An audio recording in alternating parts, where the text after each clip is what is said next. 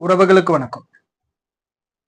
இன்னைக்கு மே மாசம் 4ஆம் தேதி தமிழ்நாடு சட்டமன்ற தேர்தலுக்கான வாக்கு எண்ணிக்கை ரொம்ப சிறப்பா நடந்து அதுக்கான தொகுதி நிலவரங்கள் ஒவ்வொரு தொகுதியா வந்துட்டு இருக்கு. அதுல தனிப்பெருங்கட்சியா தமிழக வெற்றி கழகம் திகழ்ந்துட்டு இருக்கு. முதல்ல தமிழக வெற்றி கழக கட்சி தொண்டர்களுக்கும் அதன் நிர்வாகிகளுக்கும் மற்றும் அதன் தலைவருக்கும் நம்மளோட வாழ்த்துக்களை தெரிவிச்சுப்போம். இரண்டாவது முக்கியமான செய்தி, திராவிட முன்னேற்ற கழகத்தோட தீய சக்தியோட ஆட்சியை தமிழக மக்கள் விரட்டி இருக்காங்க. அதுக்காக மறுபடியும் தமிழக மக்கள் அத்தனை பேருக்கும் நன்றியை தெரிவிச்சுக்கிறோம் உங்க பாதம் தொட்டு. மூணாவது ரொம்ப முக்கியமான விஷயம், தமிழக வெற்றி கழகம் ஆட்சி அமைக்க போறாங்களா, அது கூட்டணி ஆட்சியா இல்ல தனி பெரும்பான்மையோட ஆட்சியான்றத நாளைக்கு தொடர்ந்து நம்ம பார்ப்போம். இன்னைக்கு திராவிட முன்னேற்ற கழகத்துல இருக்கிற கிட்டத்தட்ட 21 அமைச்சர்கள் தோற்கடிக்கப்பட்டிருக்காங்க. அதுவும் தமிழக வெற்றி கழகத்தின் மூலமா. இது ரொம்ப முக்கியமான விஷயம். இந்த அமைச்சர்கள் அத்தனை பேருமே கடந்த 5 வருஷம் ஆட்சியில மக்களை ஒரு கிள்ளுக்கீரையா பார்த்தாங்கன்னு சொல்றாங்க. மக்கள் கிட்ட அவ்வளவு ஒரு ஏளனம், மக்களை ஒரு சர்வசாதாரணமா ஏதோ ஒரு புழுவை பார்க்கறது மாதிரி பார்த்தாங்கன்னு தான் சொல்றோம். யாரோ ஒருத்தரோட வெற்றியை தன்னோட வெற்றின்னு கொண்டாடுற பல அமைச்சர்கள் இந்த இதுல மட்டும்தான் இருந்தாங்க. பொதுமக்களுக்கு வழங்குற ஒரு உணவுப் பொருளை தரம் இல்லாததா கொடுத்துட்டு வெயில் அது அப்படிதான் இருக்கும்னு சொன்ன அமைச்சரும் தோற்கடிக்கப்பட்டிருக்காரு. முட்டைக்குள்ள கருப்பா இருக்குன்னு சொன்னப்போ மழை பெஞ்சு முட்டை மேல இருக்கிற மை முட்டைக்குள்ள போச்சு அப்படின்னு சொன்ன அமைச்சரையும் தோற்கடிச்சிருக்காங்க.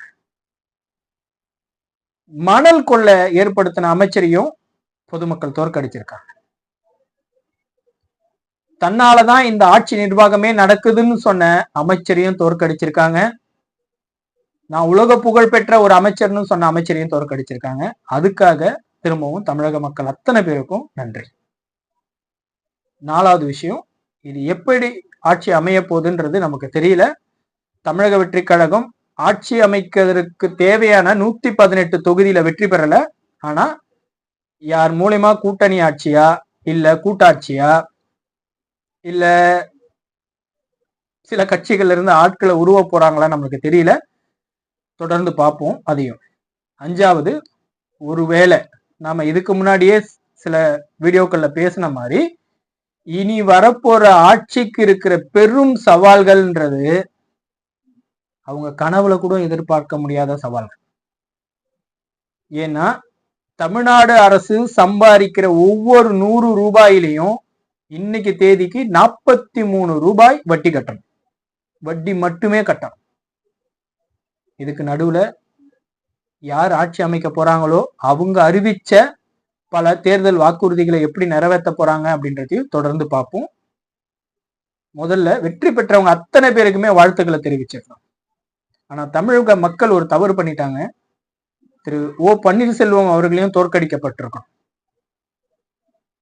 இதுல ஐயா செங்கோட்டையன் அவர்கள் மிக சிறப்பாக செயல்பட்டு தமிழக வெற்றி கழகத்துல இணைஞ்சு தன்னால முடிஞ்ச அளவுக்கு தொகுதிகளை வெற்றி பெற்று கொடுத்திருக்காரு. அதுக்கும் அவருக்கு நம்ம வாழ்த்து தெரிவிச்சுக்கிறோம்.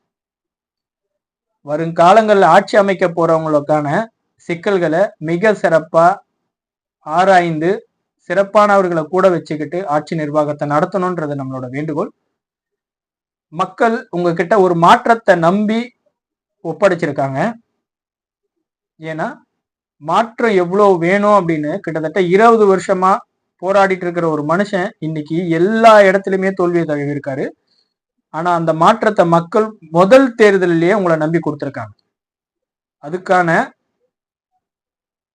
ஏற்பாடுகள் நீங்க என்ன செய்ய போறீங்க அப்படின்றத ஒரு ஆட்சி காலங்கள்ல நாங்க பார்க்க போறோம்.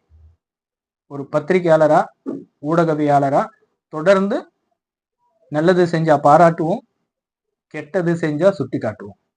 நன்றி.